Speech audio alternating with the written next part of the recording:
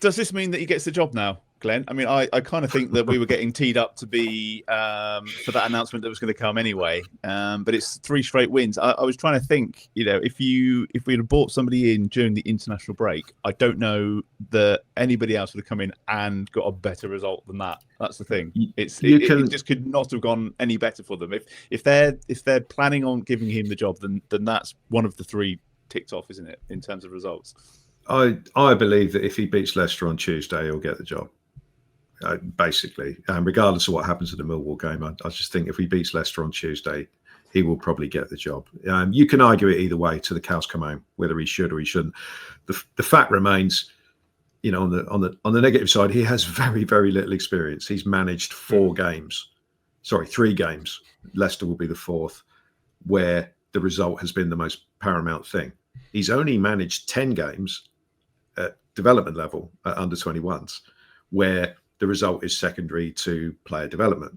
Yeah. Prior to that, he's been an assistant manager. That's all he's done.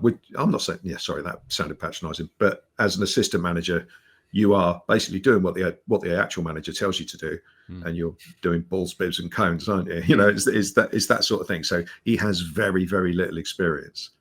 And as I said the other week, this is one of the best jobs that's available. You've got a chance to, with a squad that should be in the shake-up to get promoted, and you could find yourself a Premier League manager in 6 months if you get it right. So do you want to give a job to someone with that little experience? However, he's won 3 games out of 3. The squad is playing for him. And as we said earlier, no matter what the players say, they weren't playing for Will Still. Things are going better. I mean, we're winning games at the end of the day.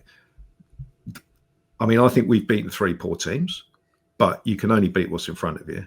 And to be honest, if he keeps winning, they're going to find it very difficult not to give him the job, because if they gave it to someone else who then started losing a couple of games, they're going to look like idiots. They're going to look like idiots. So in some ways, they're damned if they do, damned if they don't. If he gets the job and then immediately he's appointed, we lose a couple, then people are going to say, "Oh, this is Sport Republic trying to be clever again." I think they'll end up appointing him because it ticks a lot of boxes for Sport Republic. He's happy to play the young players.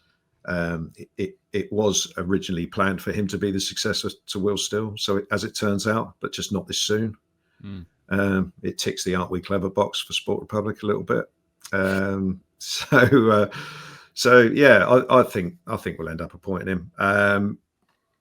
You could do with some more experience as an assistant manager.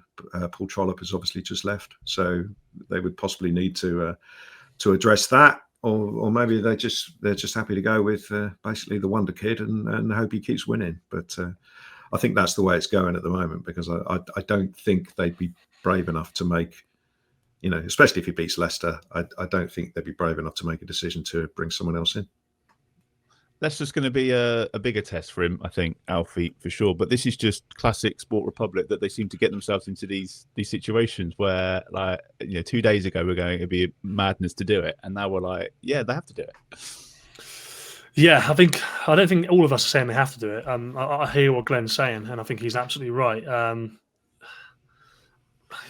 But he doesn't have any experience. That's the thing.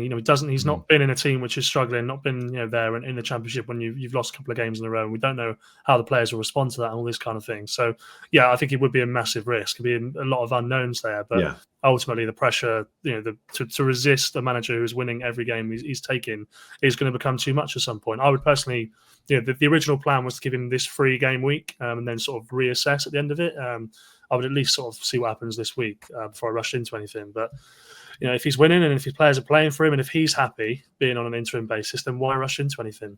Obviously, the pressure comes when he turns around and goes, "Well, I've won 4 games. I want a contract, or I'm out of here." That's or when someone else comes in for him. Is that an option? Do you think? If maybe, we're messing him around a bit, maybe that's when it becomes difficult.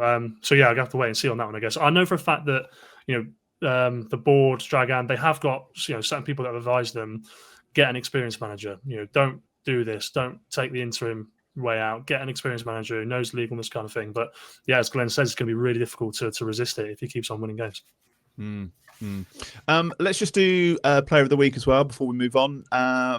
We could name any of them really, I guess. Your standout, Alfie. Did anyone get a 10 out of 10 this week? No 10 out of 10s, but nine's good though, right? Yeah, there was a 9 for Adam Armstrong, so I will go for Adam Armstrong because it's just the best I've ever seen him play, and I just think that he was integral to everything. Obviously, scored one of the goals, set up the next two. The way that he played, I've not seen him do that before, and it feels like the solution to all of our problems in some ways. I know that that might not look the same again on Tuesday, but we haven't got that number 9 physical striker. He played it a different way, luring defenders out, making space for the runners, making Caspiander, or giving Caspiander the freedom, giving Tom Fellows the freedom, and I thought he was brilliant. And Glenn, what about you? We need to put 3 more alongside him on our 3 poll. more. So Tom Fellows, simply for the amount of creativity there was, from him, and he's playing as a defender basically. But he's got to have the engine to get forward and then still be able to take the full back on, after making that run. So I thought he was excellent.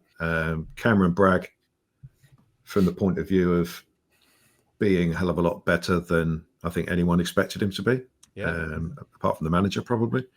He was excellent. If I had to pick a third one, picking Cienza's boring, so because he does it every week. So I'll go for Finn Azaz.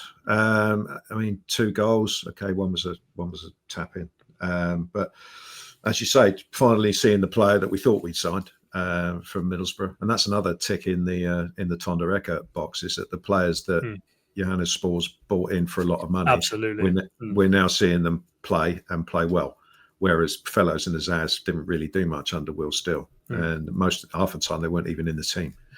So if Tonda can get Damien Down scoring goals, then he definitely needs to get the job, because they ain't miracle worker.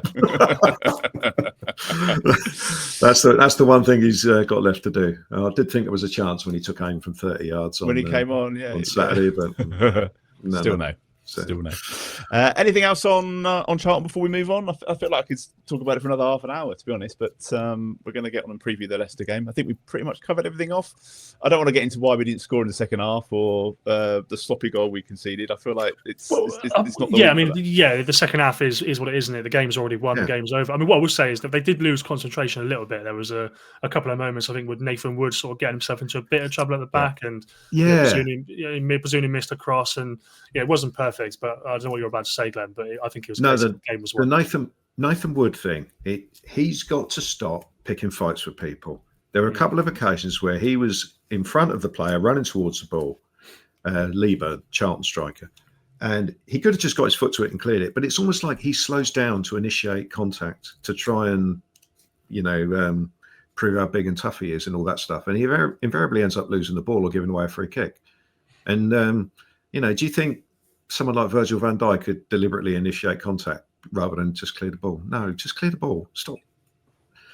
You don't have to prove you're the hardest man out there. Just defend properly. And it's about consistency, isn't it? Defending, as I always say. It's about doing the simple things and doing them well.